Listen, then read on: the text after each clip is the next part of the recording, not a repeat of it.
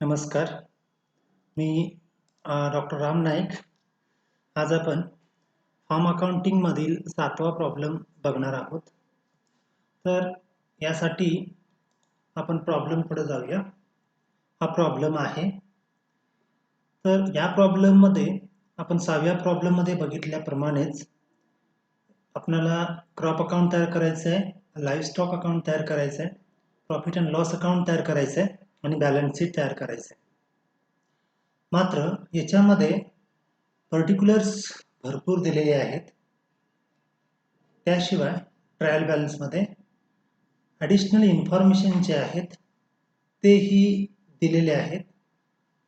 तर याच्यामध्ये एकूण 5 ॲडिशनल इन्फॉर्मेशन किंवा ॲडजस्टमेंट्स दिलेले आहेत. हा प्रॉब्लेम पुणे विद्यापीठाच्या 2004च्या परीक्षेमध्ये आलेला होता. ॲडजस्टमेंट्स खूप आहेत. त्याशिवाय ट्रायल बॅलन्समध्ये घटकसुद्धा खूप आहेत. म्हणून हा प्रॉब्लेम डिफिकल्ट नाही आहे.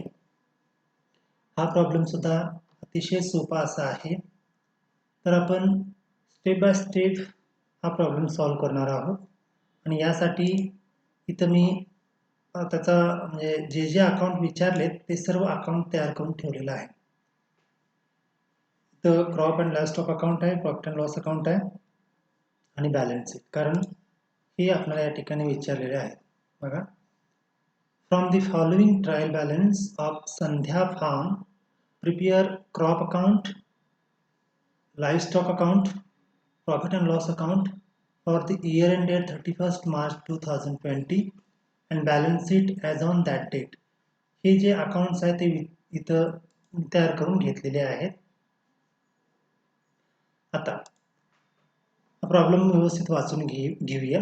ट्रायल बॅलन्सच्या डेबिट साईडला इथं ओपनिंग स्टॉक दिलेला आहे. सर्व नेहमीप्रमाणे ओपनिंग स्टॉक आपण संबंधित अकाउंटच्या डेबिट साईडला घेतो. त्यानंतर क्रॉप एक्सपेन्सेस दिलेले आहेत. हे क्रॉप एक्सपेन्सेस क्रॉपला घेणार आहे. त्यानंतर लाईव्हस्टॉक एक्सपेन्सेस दिलेले आहेत, ते लाईव्हस्टॉकला येतील. फार्म हाऊस एक्सपेन्सेस फार्म हाऊसला येतील. फार्म हाऊस एक्सपेन्सेस जे आहेत ही एक्सपेन्सेस आपल्याला अकाउंटमध्ये दाखवायला पाहिजेत. इंटरेस्ट ऑन लोन हे क्रॉपचं आहे, क्रॉपमध्ये दाखवणार. सॅलरी अँड वेजेस हे सर्व दिलेले आहेत. Manager salary, farm labour, staff meal, land and building assets आहेत, फार्म मशिनरी आहे वगैरे. तर हे सर्व ट्रायल बॅलन्स मधले घटक आहेत. इकडं sundry creditors, bank overdraft, managers personal account, sales, feed, सेल्समध्ये हे सर्व दिलेले आहे. फीट, लाईव्हस्टॉक, त्यानंतर लोन दिलेला आहे. प्रोव्हिजन ऑफ डेप्रिशिएशन दिलेलं आहे. प्रॉफिट अँड लॉस म्हणजे गेल्या वर्षीचा प्रॉफिट दिलेला आहे. कॅपिटल दिलेलं आहे. यानंतर ॲडिशनल इन्फॉर्मेशन दिलेले आहेत. आपल्याला हे व्यवस्थित वाचून घ्यावे लागतील. बघा, stock on 31st March 2020, growing crop ₹2,000, feed ₹2,000, fertilizer 1,000, livestock ₹20,000, feeding material 500, tool and implements 1,000. हे सर्व क्लोजिंग स्टॉक आहे. हे क्लोजिंग स्टॉक आपण कुठे दाखवतो तर संबंधित अकाउंटच्या क्रेडिट साईडला आणि त्याशिवाय बॅलन्स शीटलाही आपण दाखवतो. त्यानंतर इथं डेप्रिशिएशन दिलेलं आहे बी मध्ये. आता depreciation on tools and implements is to be allocated between crop and livestock equally. तर हे जे ॲडजस्टमेंट्स आहेत टूल्स अँड इम्प्लिमेंट्सला ते आपण पहिल्यांदा टिक मार्क करून ठेवायचं आहे. टूल्स अँड इम्प्लिमेंट्स इथे बघा, टूल्स अँड इम्प्लिमेंट्स आहे, तर याला टिक मार्क करून ठेवा. त्यानंतर managers salary and staff meal are charged 20% on the livestock and 80% to crop account. तर लाईव्हस्टॉकला 80% आणि या ठिकाणी बघा, staff meal, manager salary and staff meal are charge 20% on livestock and 80% to crop. बरोबर, लाईव्हस्टॉकला 20% आणि क्रॉपला 80% मॅनेजर सॅलरी आणि स्टाफ मिल चार्ज करायचं आहे. तर इथं बघा, तर आपण टिक मार्क करून ठेवायचं आहे. स्टाफ मिल आणि मॅनेजर्स सॅलरी. तर हे जे दोन घटक आहेत, हे आणि हे दोन, मॅनेजर सॅलरी आणि स्टाफ मिल ह्याला टिक मार्क करून ठेवा. त्यानंतर farm product worth ₹500 is consumed by cattles. कॅटल्सने फार्म प्रोडक्ट वापरलेला आहे, कन्झ्युम केलेला आहे 500चा. तर या ठिकाणी एक ॲडजस्टमेंट दिलेली आहे. यानंतर फार्म हाऊस एक्सपेन्सेस दिलेत बघा. Farm house expenses and farm labour distributed between crop and livestock in the ratio of 3:2. 3:2 या पद्धतीनं फार्म हाऊस एक्सपेन्सेस आणि फार्म लेबर हे क्रॉपला आणि लाईव्हस्टॉकला वाटून द्यायचं आहे. तर तेही टिक मार्क करून ठेवा. फार्म हाऊस एक्सपेन्सेस आणि त्यानंतर फार्म हाऊस एक्सपेन्सेस आणि लाईव्हस्टॉक एक्सपेन्सेस.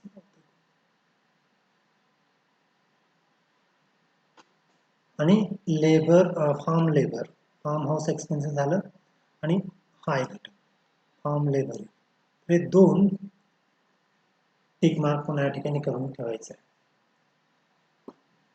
ओके. हा पुणे विद्यापीठाच्या परीक्षेमध्ये आलेला होता 2004 या वर्षासाठी. तर इयर फक्त मी बदललेला आहे. इथं 31/3/2020 असं म्हटलेलं आहे. ओके.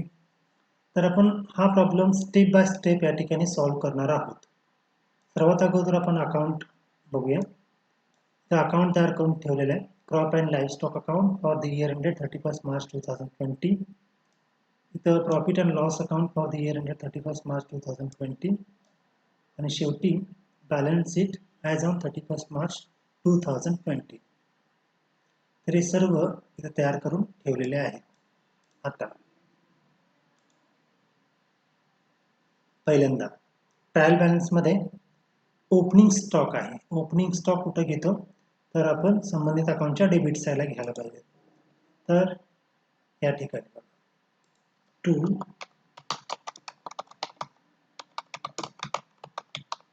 Opening stock. त्याच्यामध्ये कोणकोणते ओपनिंग स्टॉक आहेत बघा. ग्रोईंग क्रॉप आहे 5000. इथे घेऊ आपण.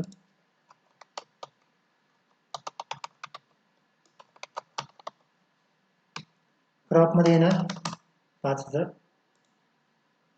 त्यानंतर फीट 2500.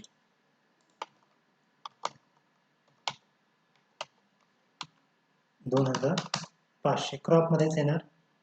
त्यानंतर फर्टिलायझर 2500.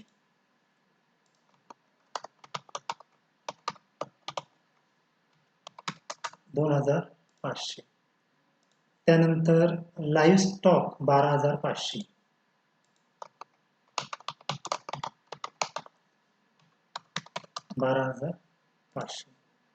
त्यानंतर फीडिंग मटेरियल 3000. 12500 लाईव्ह स्टॉकमध्ये घ्यायला पाहिजे. आपण घेतलं क्रॉपमध्ये. व्यवस्थित आपण या ठिकाणी बघत राहायचं. क्रॉपमधले जे घटक आहेत ते क्रॉपमध्ये घ्यायचे आहेत आणि लाईव्ह स्टॉकचे जे आहेत ते लाईव्ह स्टॉकमध्ये घ्यायला पाहिजे. हे ग्रोईंग क्रॉप, फीड, फर्टिलायझर क्रॉपसाठीच वापरले जातात, त्यामुळे इथं घेतलं आपण. आणि लाईव्ह स्टॉक इथं. यानंतर बघा फीडिंग मटेरियल 3000. फीडिंग मटेरियल कुठं वापरणार आहे,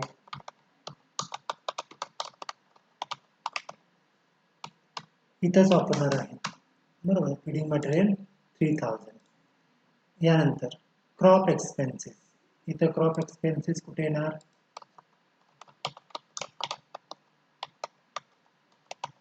क्रॉप एक्सपेन्सेस क्रॉपमध्ये येणार. अमाऊंट भाग किती आहे त्याची 5000. अमाऊंट 5000. बरोबर. त्यानंतर इथं लाईव्ह स्टॉक एक्सपेन्सेस आहेत. कुठे येणार, लाईव्ह स्टॉकला to live stock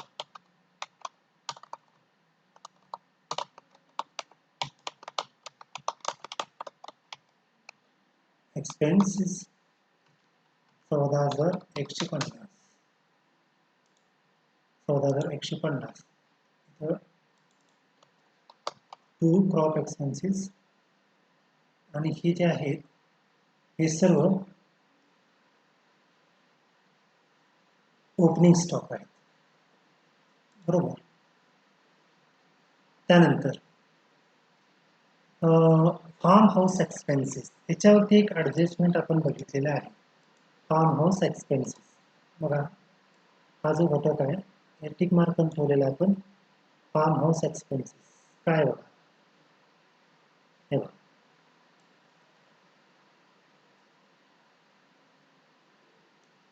farmhouse expenses and farm labor distributed between crop and livestock in the ratio of 3:2. म्हणजे क्रॉपसाठी 3 आणि लाईव्हस्टॉकसाठी 2 या प्रमाणामध्ये ते वाटून द्यायचं आहे. आता पहिल्यांदा फार्म हाऊस एक्सपेन्सेस किती आहेत? 600. 600 हे 3 भाग 600चे क्रॉपला आणि 2 भाग लाईव्हस्टॉकला. काय करणार बघा, इथं आपण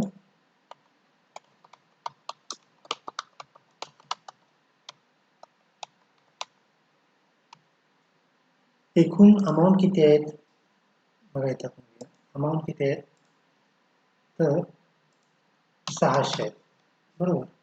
3:2 या पद्धतीने वाटून घ्यायला सांगितलेले आहेत. म्हणजेच काय, हे आपण काय करणार आहे, divide by 5. 3 plus 5 sorry 3 plus 2 बरोबर किती होतात? 5. उत्तर किती येतं? 120. हे 120 एका ह्याचे झाले, एका भागाचे झाले. मग 3 भाग म्हणजे किती? 120 गुणिले 3 साधारण 360 होतात. हे क्रॉपला किती येणार? क्रॉपसाठी 3 आहेत म्हणजे हे किती येणार? 360. आणि 120 गुणिले 2 कारण 2 भाग लाईव्हस्टॉकला आहेत, याचा अर्थ इथे येणार 240. हे लक्षात आलं का बघा तुमच्या? एकूण 600 फार्म हाऊस एक्सपेन्सेस आहेत. ते 600 3 क्रॉपला दिलेले आहेत, 3 भाग. 600चे 5 भाग करायचे, त्याच्यातले 3 भाग क्रॉपला दिलेले आहेत आणि 2 भाग लाईव्हस्टॉकला वाटून दिलेले आहेत. ते आपण इथं वाटून घेतले, बरोबर. आता पुढं बघा, इंटरेस्ट ऑन लोन क्रॉपचे आहेत, ते क्रॉपला येणार आहे. इथे म्हणा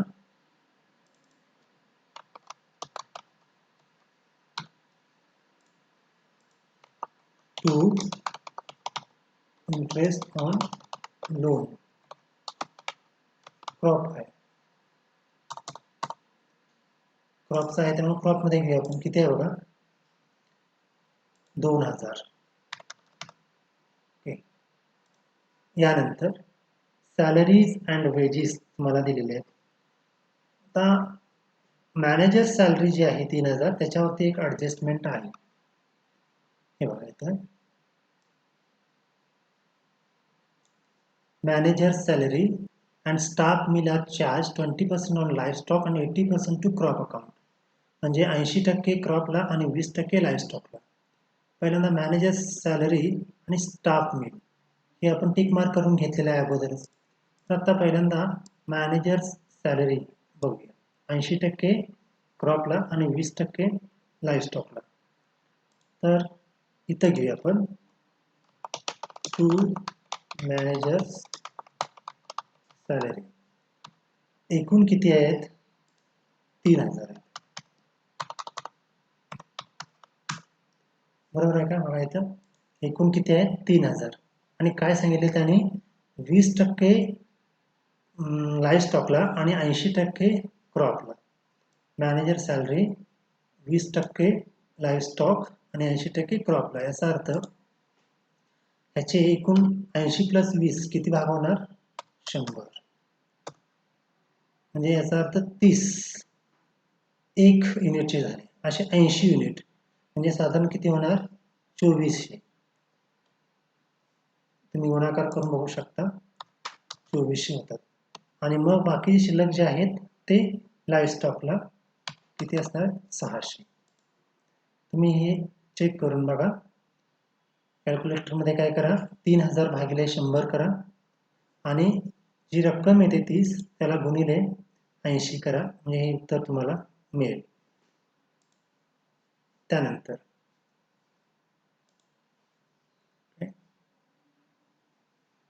फार्म लेबर याच्यावरती ही ॲडजस्टमेंट आहे. फार्म लेबर हे बघा इथे काय म्हटले, farm house expenses and farm labour distributed between crop and livestock in the ratio of 3:2. 3:2 या पद्धतीनं हे वाटून द्यायचे आहेत. फार्म लेबर 2500 आहेत ते 3:2 या पद्धतीनं वाटून द्यायचे. तर आपण इथे घेऊया 2 फार्म लेबर आहेत किती, तर 2500 आहेत.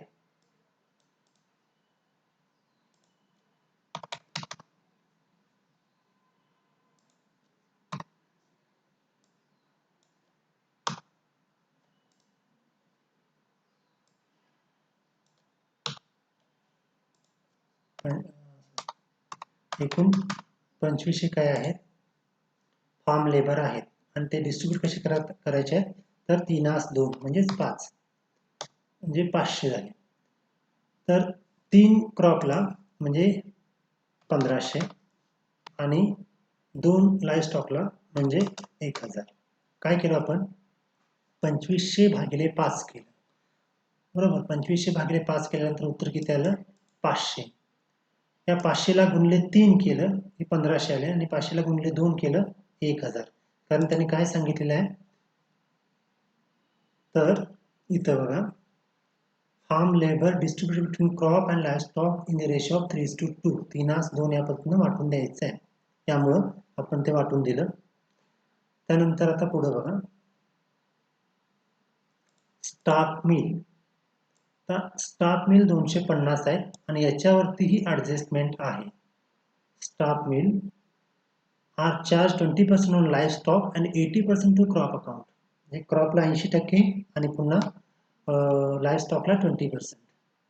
एकूण आहेत किती, तर 250. हे 250 आहेत भागिले 100.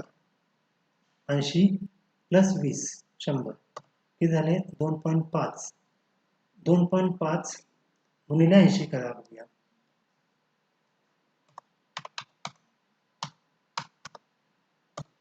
200 येणार बरोबर. तर इथं आपण घेऊया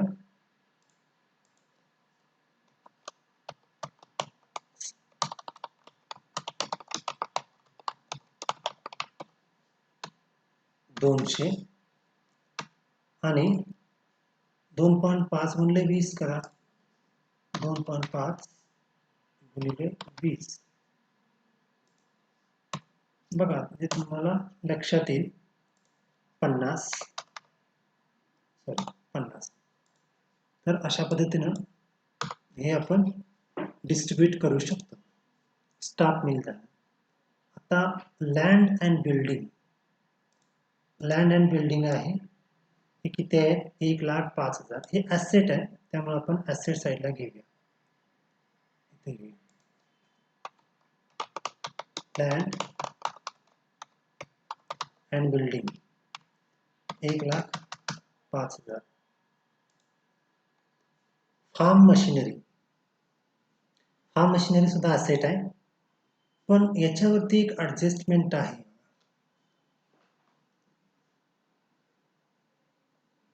फार्म मशिनरीवरती इथं नाही. ठीक आहे. तर आपण इथे आहे प्रोव्हिजन ऑफ डेप्रिशिएशन इथं आहे. तर हे आपण मगाशी वाचताना पाहिलेलं होतं. इथं डेप्रिशिएशन दिलेलं आहे. तर हे कशावरती डेप्रिशिएशन करणार आपण फार्म मशिनरीवरती बरोबर. तर हे लक्षात ठेवूया आपण 54,000 आपण इनर कॉलममध्ये घेऊया.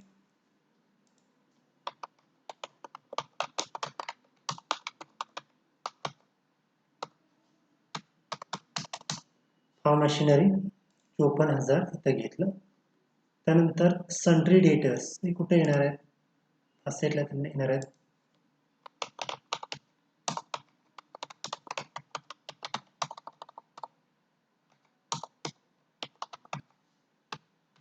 Sundry debtors directly outer column मध्ये घ्या. 15,000.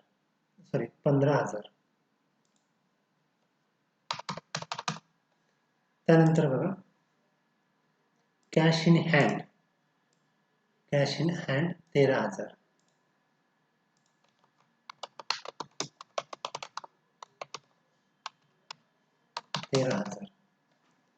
त्यानंतर बघा रिपेअर्स टू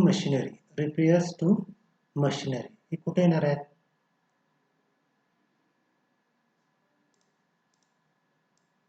मशिनरी आपण कायसाठी वापरलेली आहेत?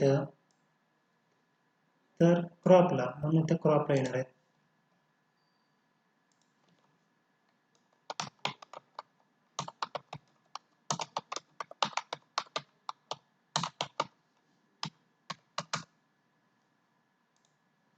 त्यानंतर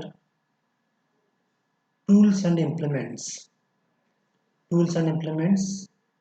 हे कुठे येणार आहे? तर हे पहिल्यांदा टूल्स अँड इम्प्लिमेंट्स जर बघितला तर तुमच्या लक्षात येईल टूल्स अँड इम्प्लिमेंट्स हे 1250 आहेत, बरोबर. तर इथं एक ॲडजस्टमेंट तुम्हाला दिलेले आहे. टूल्स अँड इम्प्लिमेंट्स 1000, बरोबर. तर आपण टूल्स अँड इम्प्लिमेंट्स ॲसेट्स आहेत ते आपण ॲसेट म्हणून पहिल्यांदा इकडं घेऊया. 1250 येणार.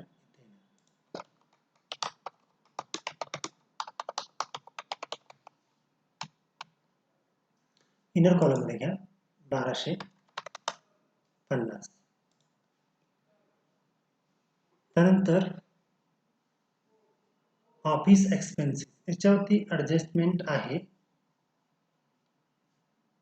ऑफिस एक्सपेन्सेस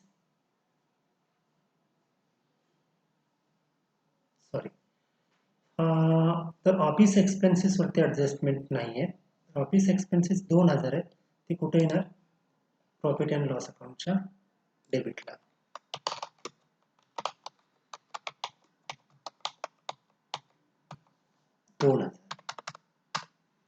त्यानंतर बघा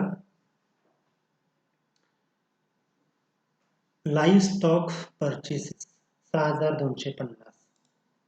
लाईव्ह स्टॉक परचेसेस इथे येणार.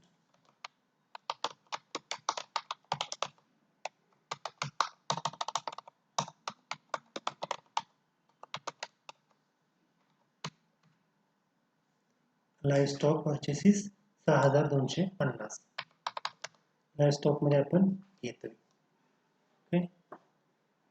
तर अशा पद्धतीनं जी अमाऊंट इथं डेबिट साईडला दिलेली होती ती सर्व आपण घेतलेली आहे.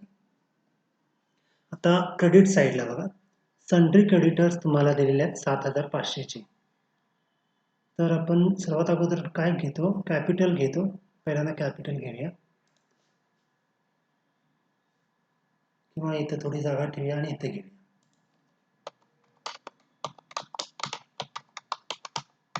सन्ड्री क्रेडिटर्स किती आहेत?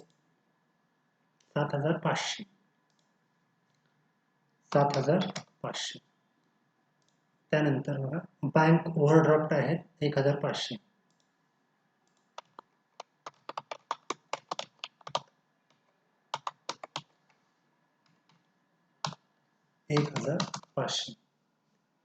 त्यानंतर बघा मॅनेजर्स पर्सनल अकाउंट हे सुद्धा इथेच येणार आहे.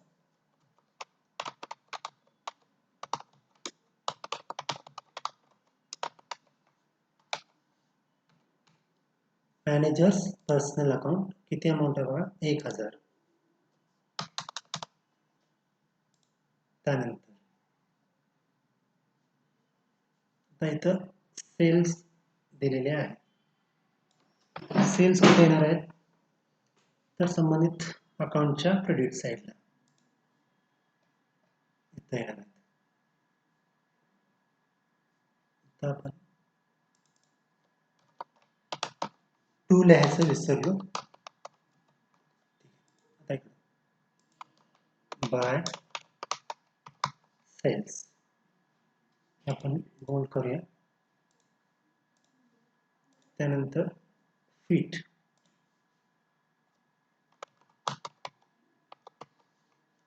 कुठे येणार आहेत? या ठिकाणी 17,500. त्यानंतर live stock 37,500.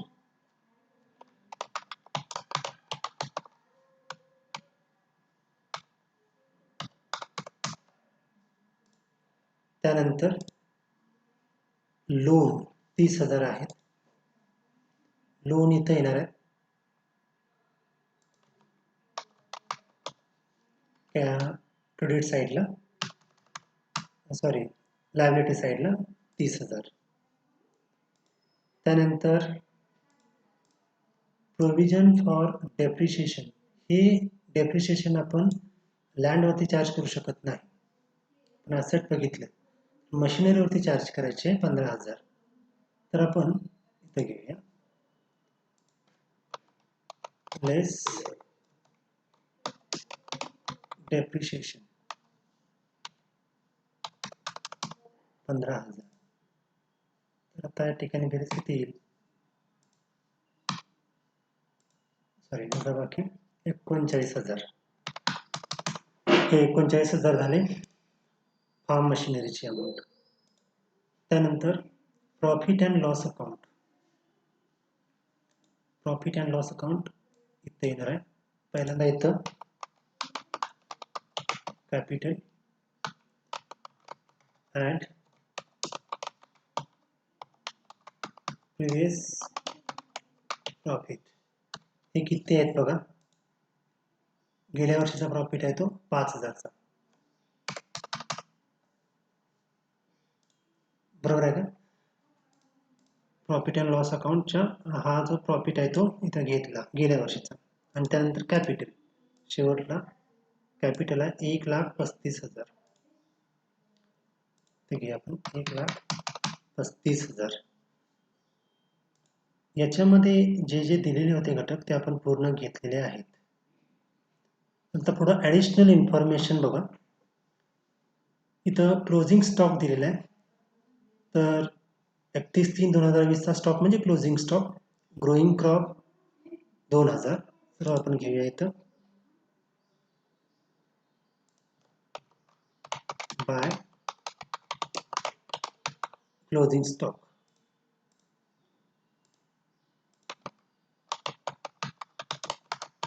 Growing crop amount किती आहे बघा 2,000. त्यानंतर याच्यामधलं आपण बघतोय फीट 2,000.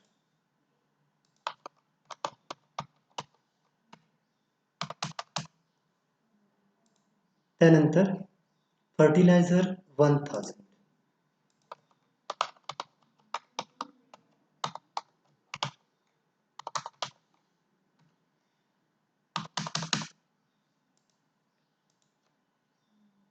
त्यानंतर लाईव्ह स्टॉक 20,000. हे लाईव्ह स्टॉक मध्ये येणार 20,000. आणि फीडिंग मटेरियल आहे 500.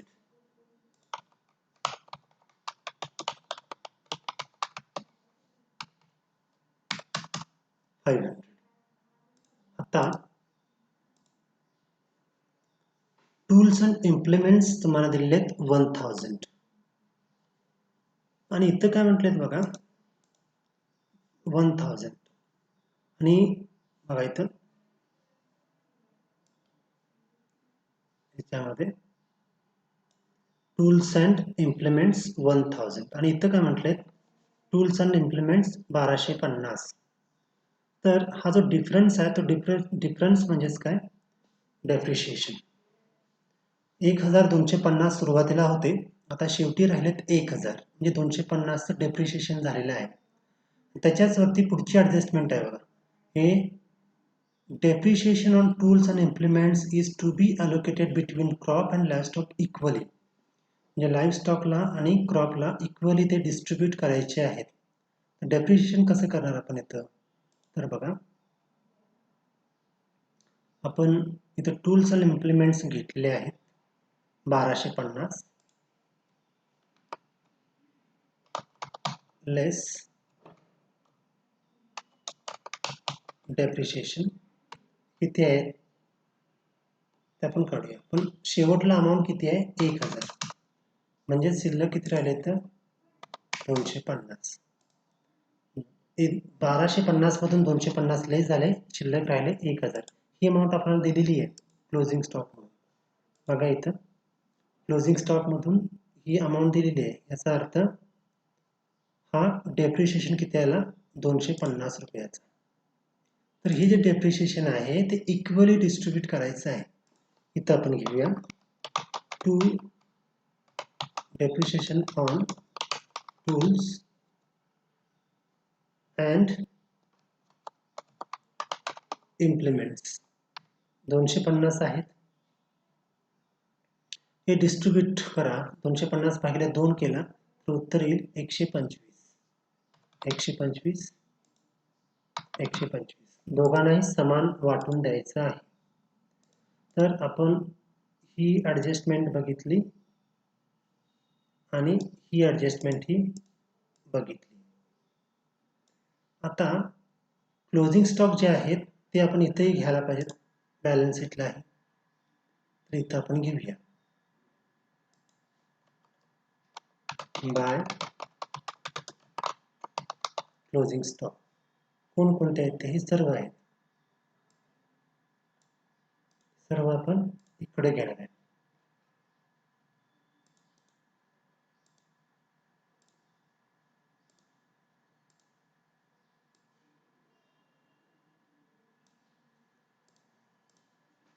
तर इथं ग्रोइंग क्रॉप वगैरे सर्व इकडे घेऊया आपण.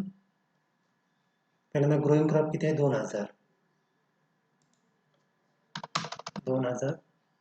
त्यानंतर फीट आहे 2000. फर्टिलायझर आहेत 1000. त्यानंतर लाईव्ह स्टॉक आहेत 20000 आणि त्यानंतर आहे फीडिंग मटेरियल आहे 500. तर याची जी टोटल आहे ती टोटल आपण इकडे घेऊया 25500.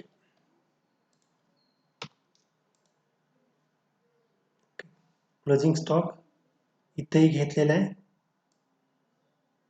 आणि इथेही घेतलेला आहे.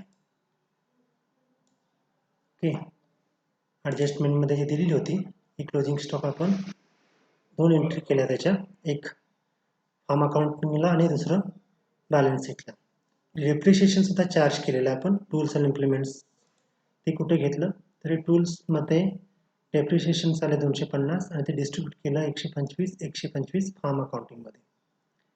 त्यानंतर पुढे बघा, manager salary and staff meal have charge 20% on the live stock and 80% to crop account. हेही आपण व्यवस्थित वाटून दिलेलं आहे. मॅनेजर सॅलरी आणि स्टाफ मिल बघा इथं मॅनेजर सॅलरी आपण इथं वाटून दिलं आणि स्टाफ मिल इथं वाटून दिलेलं आहे. त्यानंतर म्हणजे तिसरी ॲडजस्टमेंट आपण पूर्ण बघितलेली आहे. आता पुढचा प्रॉब्लेम हे बघा, the farm product worth ₹500 is consumed by cattles. शेतामध्ये जे प्रोडक्ट्स आलेले आहेत त्याच्यातले ₹500 कॅटल्सनी कन्झ्युम केलेले आहेत. तर या ठिकाणी ते कुठं आलेले आहेत तर शेतामध्ये आलेले आहेत. तर आपण इथे घेऊया टू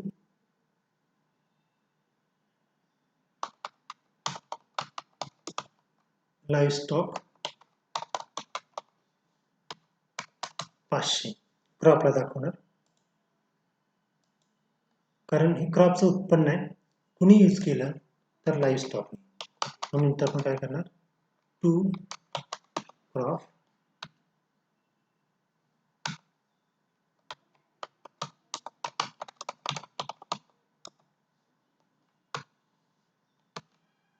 क्रॉपला लाईव्ह स्टॉकला आपण काय दाखवणार 500. काय केलं लक्षात आलं असेल तुमच्या, हे फार्म प्रॉडक्ट जे आहेत ते शेतातले आहेत, म्हणजे शेतातलं उत्पन्न आहे. म्हणून आपण काय केलं, इथं दाखवलं क्रॉपला उत्पन्न, आणि तो वापरला कुणी, लाईव्ह स्टॉकने वापरला, म्हणून इथं आपण दाखवलं ते एक्सपेन्सेस. यानंतर इथं बघा शेवटची ॲडजस्टमेंट आहे, farm house expenses and farm labour distributed between crop and live stock in the ratio of 3:2. आपण हे सुद्धा व्यवस्थित डिस्ट्रीब्यूट केलेले आहे. फार्म लेबर आणि farm house expenses, farm house expenses आणि फार्म लेबर तीनास दोन या पद्धतीनं वाटून दिलेलं आहे. Farm labour, farm house expenses आणि फार्म लेबर. ओके. आता या प्रॉब्लेममध्ये जे जे घटक या ट्रायल बॅलन्समध्ये दिलेले होते ते सर्व घेतलेले आहेत. त्याशिवाय जे ॲडजस्टमेंट्स दिलेले होते ते सुद्धा पूर्ण आपण घेतलेलं आहे. आता हा अकाउंट टॅली करूया आपण. तर हा प्रॉब्लेम पुणे विद्यापीठाच्या परीक्षेमध्ये आलेला होता. तर आपण हा क्लोज करूया अकाउंट. सुरुवातीला याची टोटल घेऊया, किती होते बघूया.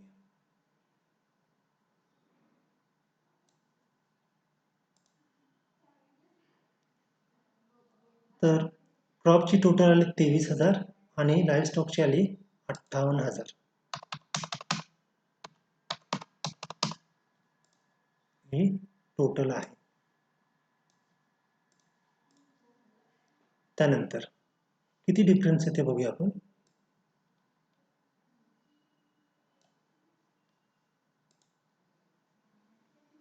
म्हणजे बघा याची टोटल एवढी, तर डिफरन्स जो आहे तो म्हणजे ग्रॉस प्रॉफिट.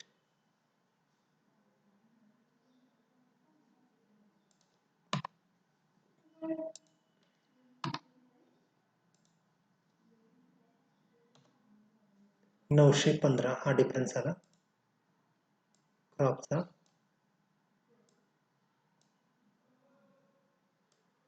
आणि 19,585 आला 915 आणि 19,585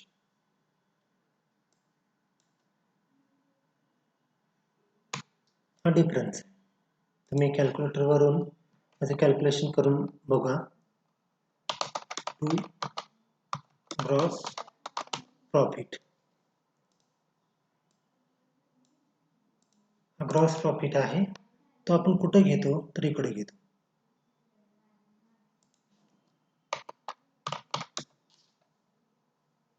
प्रॉफिट अँड लॉस अकाउंटला घ्यायला पाहिजे. हा प्रॉफिट अँड लॉस अकाउंट आहे बाय ग्रॉस प्रॉफिट.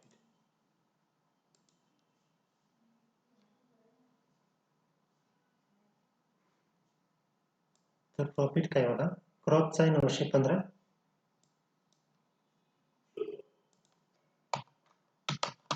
क्रॉप 915 आणि लाईव्ह स्टॉक आहे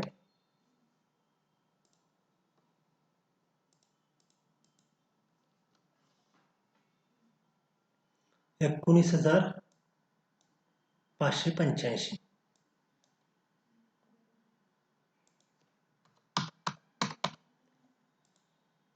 तर हा प्रॉफिट आपण इथं घेतलेला आहे.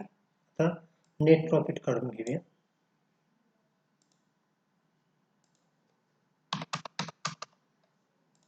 टोटल बॅलन्स आला 20,500. नेट प्रॉफिट किती येतं बघा,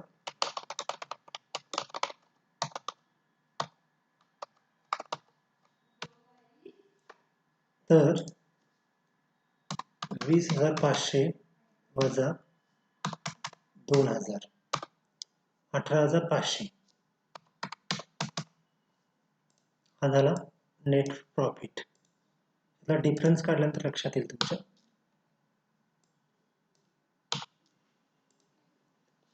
18,500 हा नेट प्रॉफिट आहे. तो नेट प्रॉफिट आपण इकडे घेतो. ॲड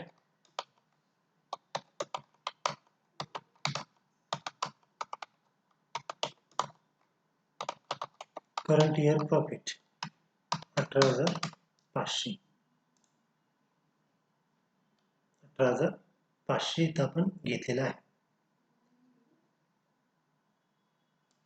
याची टोटल किती होते बघा,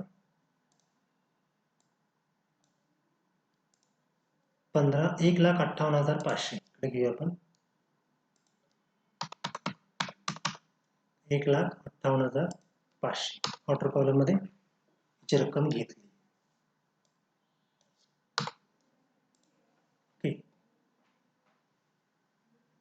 ठीक, आपल्याला जे घ्यायला पाहिजे ते सर्व इथं घेतलेलं आहे. आता अकाउंट टॅली होतो का ते पाहूया.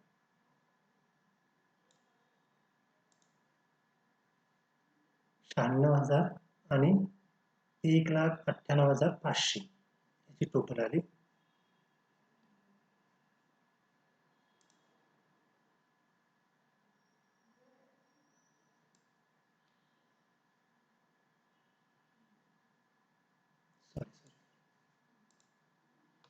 याची काही गरज नाही, फक्त याचीच घेऊ.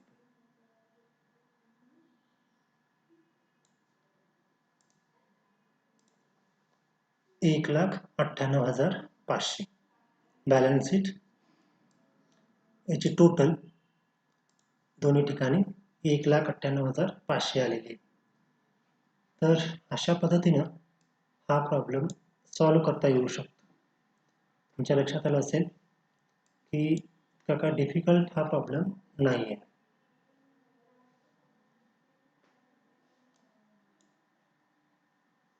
तर टॅली झालेला आहे.